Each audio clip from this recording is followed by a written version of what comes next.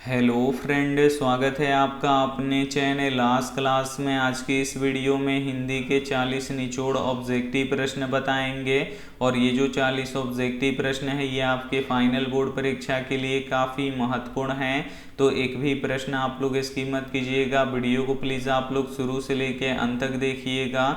और हमारे वेबसाइट पे ऑनलाइन टेस्ट चल रहा है, तो अभी तक आप टेस्ट नहीं दिए हैं तो जाके टेस्ट दे लीजिएगा। अगर आपको ऑनलाइन टेस्ट देना नहीं आता है तो वीडियो के लास्ट में हम आपको बताएंगे कि आप लोग ऑनलाइन टेस्ट कैसे दे सकते हैं। और अभी तक आप हमारे व्हाट्सएप ग्रुप में नहीं जुड़े हैं तो ये हमारा व्हाट्सएप नंबर है, इस पर आपको बोलना है कि सर हमें ग्रुप में जोड़ दीजिए, तो हम आपको ग्रुप में जोड़ देंगे। तो आइए शुरू करते हैं पहले नंबर प्रश्न से। तो पहला नंबर प्रश्न है कि बिरजू महाराज का संबंध किससे है। काफ़ी महत्वपूर्ण प्रश्न है ये आपके बोर्ड परीक्षा के लिए। यहाँ पे आपको बताना है कि बिरजू महाराज का संबंध किससे है, तो कथक नृत्य से है, इसे आपको याद रखना है। यहाँ पे सी वाला ऑप्शन बिल्कुल ही सही हो जाएगा। एक प्रश्न ये भी पूछा जाता है कि बिरजू महाराज का संबंध किस घराने से था, तो लखनऊ घराने से था, इसे आपको याद रखना है। और जो बिरजू महाराज थे ये लखनऊ घराने के 7वीं पीढ़ी के कलाकार थे, तो इसे भी साथ में आपको याद रखना है। आइए देखते हैं अगला प्रश्न। दो नंबर प्रश्न है कि दही वाली मंगमा कहानी का मुख्य पात्र कौन है। यहाँ पे आपको बताना है कि दही वाली मंगमा कहानी का मुख्य पात्र कौन है, तो मंगमा है, इसे आपको याद रखना है। यहाँ पे बी वाला ऑप्शन बिल्कुल ही सही हो जाएगा। एक प्रश्न ये भी पूछा जाता है कि मंगमा कौन सा कार्य करती थी, तो जो मंगमा थी ये दही बेचती थी, इसे आपको याद रखना है। आइए देखते हैं अगला प्रश्न।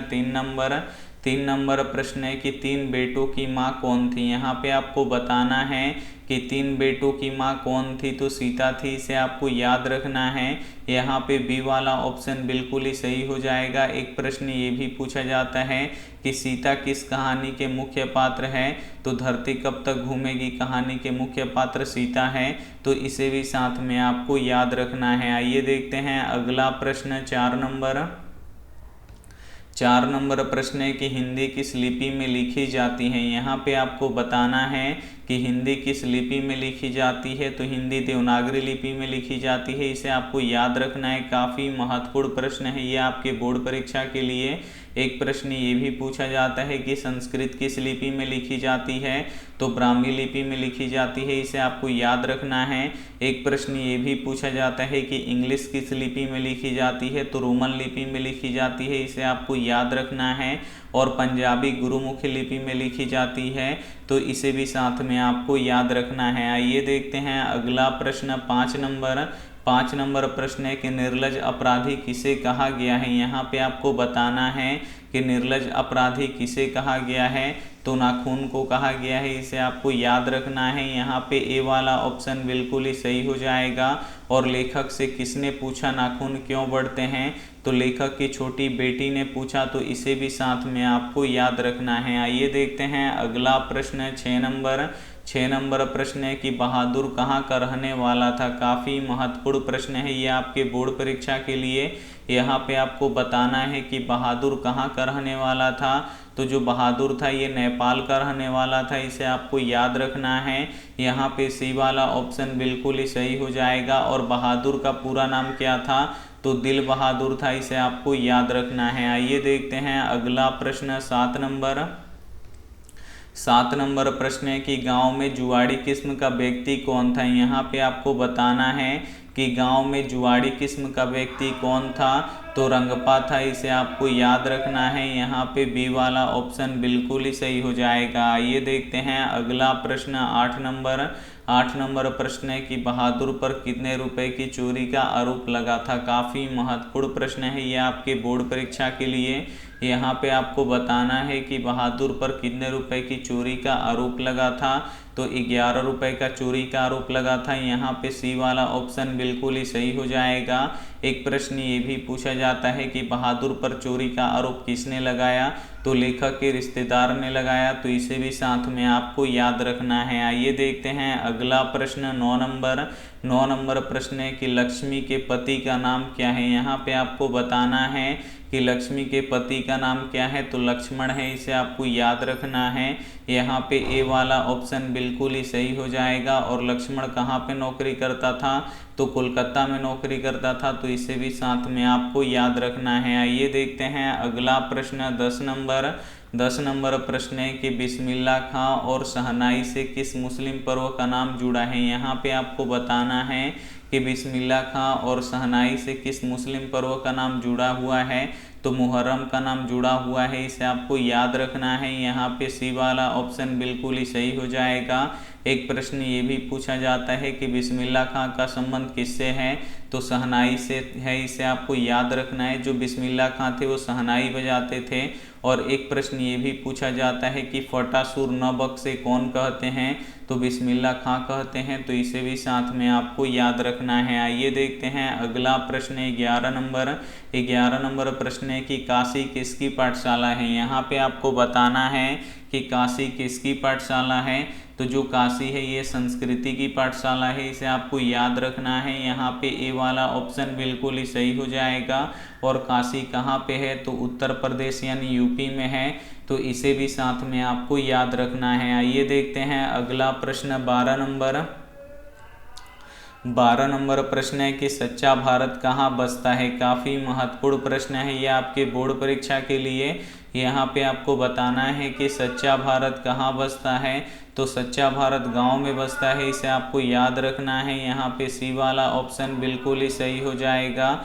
और जो भारत है ये गाँव का देश है, तो इसे भी साथ में आपको याद रखना है। आइए देखते हैं अगला प्रश्न 13 नंबर प्रश्न है कि जन्म से ही पागल कौन है। यहाँ पे आपको बताना है कि जन्म से ही पागल कौन है, तो जन्म से ही पागल मंगू है, इसे आपको याद रखना है। यहाँ पे सी वाला ऑप्शन बिल्कुल ही सही हो जाएगा। एक प्रश्न ये भी पूछा जाता है कि मंगू की उम्र कितनी थी, तो 12 वर्ष थी, तो इसे भी साथ में आपको याद रखना है। आइए देखते हैं अगला प्रश्न 14 नंबर प्रश्न है कि मदन किसका बेटा है। काफ़ी महत्वपूर्ण प्रश्न है ये आपके बोर्ड परीक्षा के लिए। यहाँ पे आपको बताना है कि मदन किसका बेटा है, तो जो मदन है ये गिरधर लाल का बेटा है, इसे आपको याद रखना है। यहाँ पे बी वाला ऑप्शन बिल्कुल ही सही हो जाएगा। और सेन साहब का बेटा कौन था, तो खोखा था, तो इसे भी साथ में आपको याद रखना है। हिंदी के 40 महत्वपूर्ण ऑब्जेक्टिव प्रश्न बताएंगे, तो एक भी प्रश्न आप लोग स्किप मत कीजिएगा। वीडियो को प्लीज़ आप लोग शुरू से लेकर अंत तक देखिएगा। और वीडियो को अभी तक आप लाइक नहीं किए तो प्लीज़ आप लोग वीडियो को लाइक भी कर दीजिएगा। आइए देखते हैं अगला प्रश्न 15 नंबर प्रश्न है कि टोपी बदलना मुहावरे का सही अर्थ क्या है। यहाँ पे आपको बताना है कि टोपी बदलना मुहावरे का सही अर्थ क्या होता है, तो दल बदलना होता है, इसे आपको याद रखना है। यहाँ पे ए वाला ऑप्शन बिल्कुल ही सही हो जाएगा। आइए देखते हैं अगला प्रश्न 16 नंबर प्रश्न है कि किस नदी के बांध के नीचे लक्ष्मी का घर था। काफ़ी महत्वपूर्ण प्रश्न है ये आपके बोर्ड परीक्षा के लिए।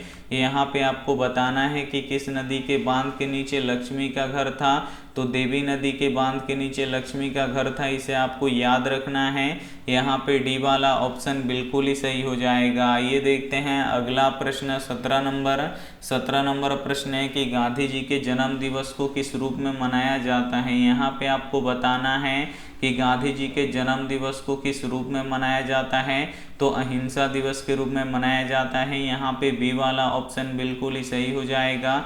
एक प्रश्न ये भी पूछा जाता है कि अहिंसा दिवस कब मनाया जाता है, तो 2 अक्टूबर को मनाया जाता है, इसे आपको याद रखना है। और 2 अक्टूबर को ही गांधी जी का जन्म हुआ था।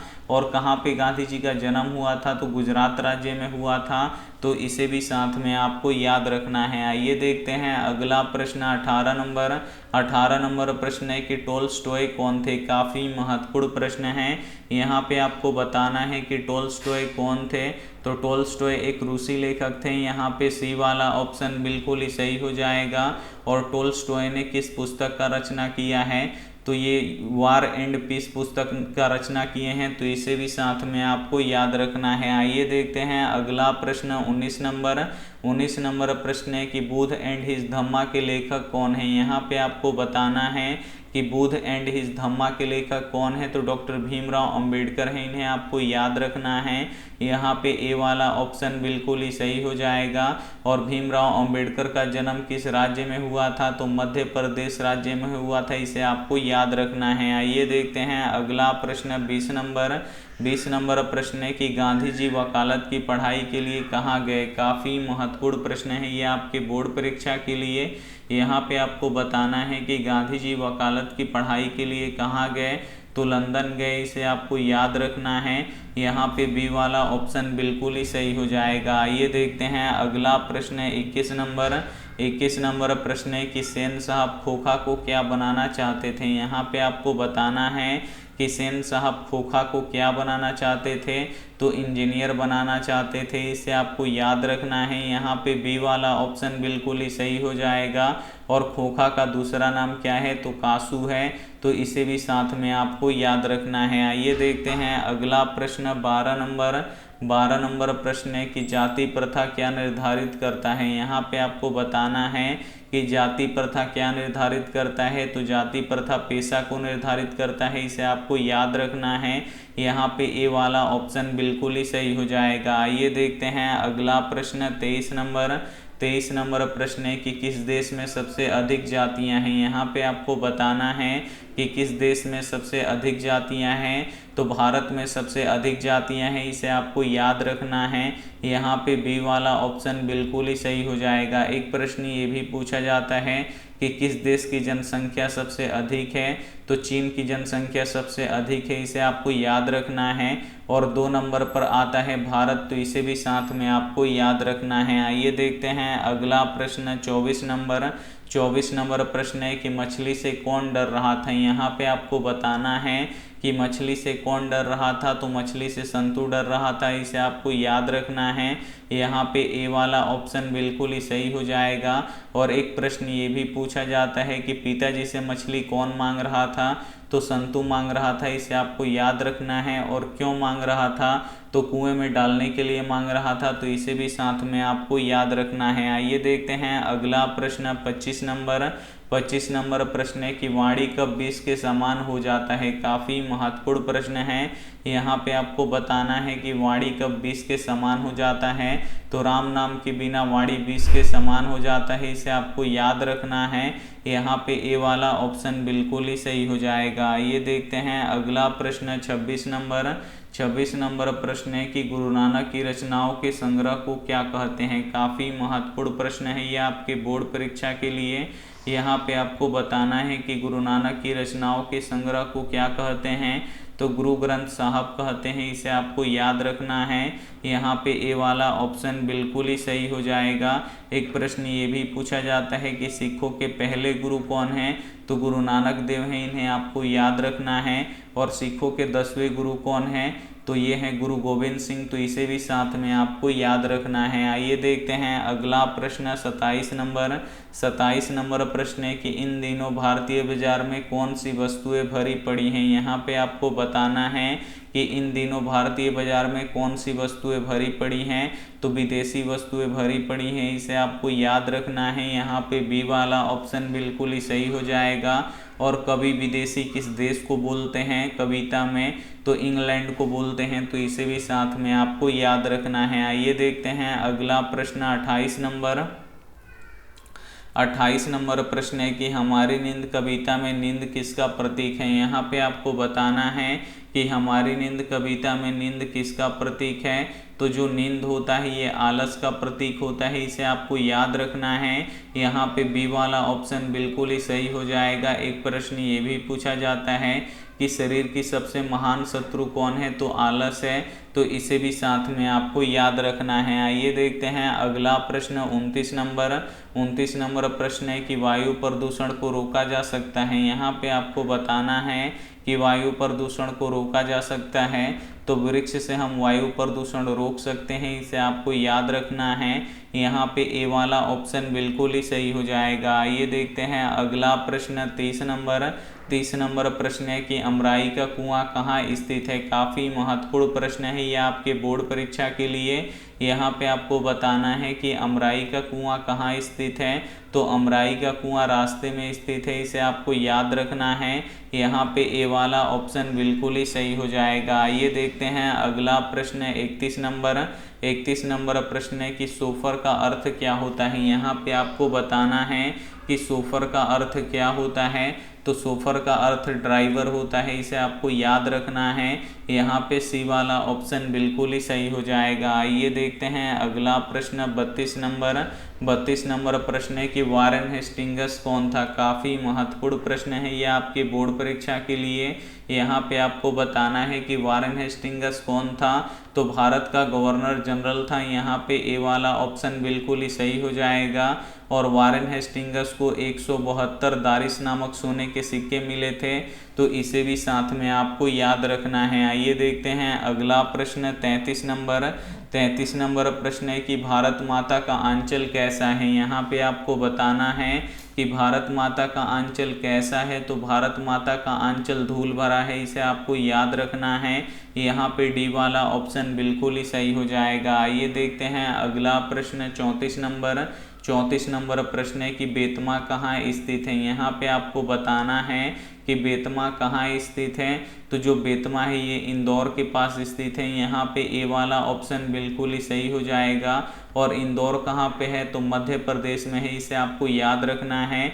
और बेतमा दान पत्र कितना वर्ष पुराना है, तो 1020 वर्ष पुराना है, तो इसे भी साथ में आपको याद रखना है। आइए देखते हैं अगला प्रश्न 35 नंबर प्रश्न है कि बहादुर से मार खाकर भैंस किसके पास आई। यहाँ पे आपको बताना है कि बहादुर से मार खाकर भैंस किसके पास आई, तो माँ के पास आई, इसे आपको याद रखना है। यहाँ पे बी वाला ऑप्शन बिल्कुल ही सही हो जाएगा। ये देखते हैं अगला प्रश्न 36 नंबर प्रश्न है कि रसखान दिल्ली से कहाँ चले गए। काफ़ी महत्वपूर्ण प्रश्न है ये आपके बोर्ड परीक्षा के लिए।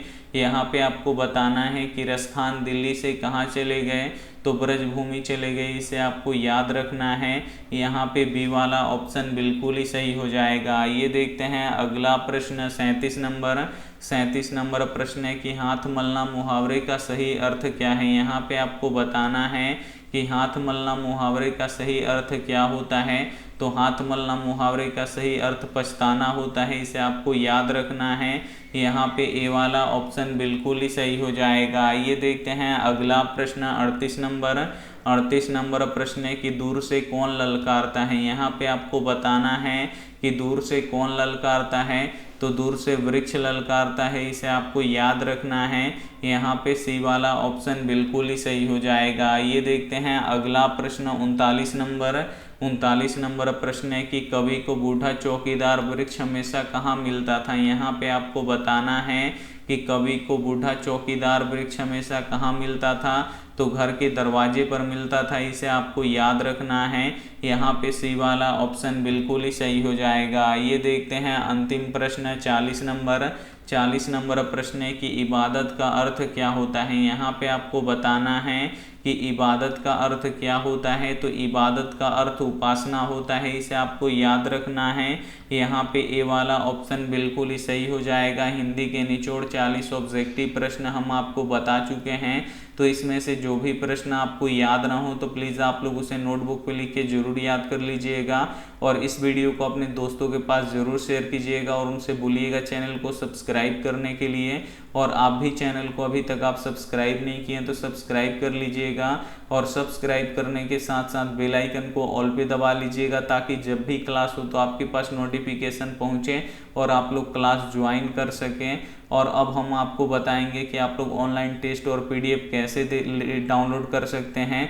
तो सभी के फ़ोन में होता है क्रोम और गूगल, तो दोनों में से किसी एक को आपको ओपन कर लेना है, खोल लेना है। जहाँ पे क्रोम और गूगल ओपन हो जाता है तो यहाँ पे देखिए एक सर्च बॉक्स दिखेगा, इसमें आपको लिखना है आस्क क्लास। तो हम यहाँ पे लिख देते हैं ASK और फिर CLASS हम यहाँ पे आस्क क्लास लिख के सर्च कर देंगे। जैसे ही सर्च करेंगे यहाँ पे देखिए लिखा हुआ आ जाएगा आस्क क्लास, तो इस पर हम क्लिक कर देंगे और जैसे ही क्लिक करेंगे हमारा ऑफिशियल वेबसाइट यहाँ पे ओपन हो जाएगा। तो यहाँ से आप लोग टेस्ट डाउनलोड कर यहाँ पे टेस्ट दे सकते हैं, यहाँ से PDF डाउनलोड कर सकते हैं। तो सबसे पहले हम आपको बताते हैं कि टेस्ट कैसे देना है। तो टेस्ट पे आपको क्लिक करना है और जो ये सबसे ऊपर वाला टेस्ट है इसी पे आपको क्लिक करना है और जैसे ही आप लोग क्लिक कीजिएगा तो यहाँ पे टेस्ट ओपन हो जाएगा। तो हम यहाँ से थोड़ा सा नीचे आएंगे, यहाँ पे देखिए सोशल साइंस यानी सामाजिक विज्ञान का टेस्ट चल रहा है और यहाँ पे आपको स्टार्ट का बटन दिख रहा है। तो इस स्टार्ट वाले बटन पे आपको क्लिक करना है और यहाँ पे आपको अपना नाम लिखना है। तो यहाँ पे आप लोग अपना नाम लिख दीजिएगा, उसके बाद नेक्स्ट वाले बटन पे क्लिक कर दीजिएगा। तो यहाँ पे देखिए 20 ऑब्जेक्टिव प्रश्न हैं और प्रत्येक प्रश्न का 4 ऑप्शन है, जिसमें से एक सही है। सही वाले पे टिक कीजिएगा तो ग्रीन हो जाएगा, गलत वाले ये क्वेश्चन यहाँ पे गलत वाले ऑप्शन पे टिक कीजिएगा तो रेड हो जाएगा। तो यहाँ पे देखिए निम्न उद्योग में से कौन सा उद्योग कृषि पर आधारित नहीं है, तो सीमेंट उद्योग नहीं है, तो देखिए सही हो गया। अब यहाँ पे दूसरा क्वेश्चन हम गलत करेंगे। यहाँ पे देखिए संचार का सबसे लोकप्रिय साधन क्या है, तो मोबाइल है, लेकिन हम रेडियो पे टिक करेंगे तो देखिए गलत हो गया और जो सही आंसर है वो आपको बताएगा। तो ऐसे ही आप लोग टेस्ट दे सकते हैं और लास्ट में अपना रिजल्ट भी देख सकते हैं। अगर आपको PDF डाउनलोड करना है तो यहाँ पे देखिए लिखा हुआ है डाउनलोड PDF, तो इस डाउनलोड PDF पे आपको क्लिक करना है और यहाँ पे देखिए कल से हम यानी 2 दिन से PDF दे रहे हैं। यहाँ पे देखिए 26 जून और ये 27 जून। तो अगर आपको PDF डाउनलोड करना है तो डाउनलोड PDF पे आपको क्लिक कर देना है सिर्फ, और जैसे ही आप लोग क्लिक कीजिएगा तो यहाँ पे PDF हमारा जो है ये ओपन हो जाएगा। थोड़ा सा यहाँ पे टाइम लगेगा लेकिन यहाँ पे PDF ओपन हो जाएगा। देख लीजिए कैसे डाउनलोड किया जाता है। तो थोड़ा सा हम यहाँ पे वेट कर लेते हैं। तो देखिए हमारा ये PDF ओपन हो चुका है। अगर इसे आपको डाउनलोड करना है तो कैसे डाउनलोड कर सकते हैं, तो यहाँ पे देखिए साइड में ये डाउनलोड का बटन दिख रहा है, यहाँ पे देखिए डाउनलोड का बटन, तो बस इसी पे आपको क्लिक कर देना है और जैसे ही क्लिक कीजिएगा तो आपका PDF यहाँ पे डाउनलोड होना शुरू हो जाएगा। यहाँ पे आप लोग देख सकते हैं ये PDF डाउनलोड हो चुका है। इसे हम खोल के यहाँ पे पढ़ भी सकते हैं। तो ये हमारा PDF डाउनलोड हो गया। तो ऐसे ही आप लोग यहाँ पे PDF डाउनलोड कर सकते हैं और पढ़ सकते हैं। तो ये वीडियो आपको काफ़ी अच्छा लगा होगा। Thank you for watching. मिलते हैं अगली वीडियो में, तब तक अपना ध्यान रखिए, मन लगा के पढ़ाई कीजिए। Take care and bye.